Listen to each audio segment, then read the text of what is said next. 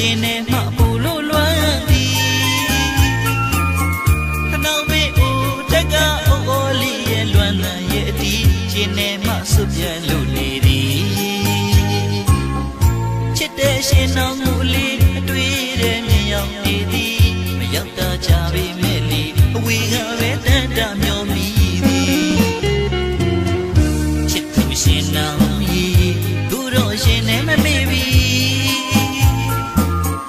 မင်းတို့အညာမြေရိယာဒီအလေရောက်တော့ကရသလိုစီဒီဥမအထူထားခဲ့တဲ့တစ္ဆာတွေလေသူတို့ဒီတသက်မမေ့နိုင်ပေ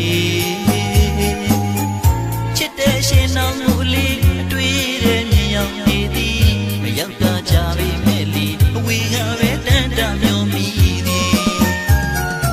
ဓမ္မရနဲ့နေတင်ပြတ်တဲ့ချိန်မီရောက်လာမယ်မင်းတို့ရဲ့အရာစီ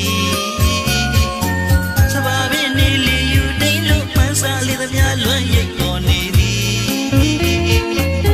ကညာပြူရှင်တော်ရဲ့တို့ရင်နဲ့အလွမ်းလေးပြီးရဲ့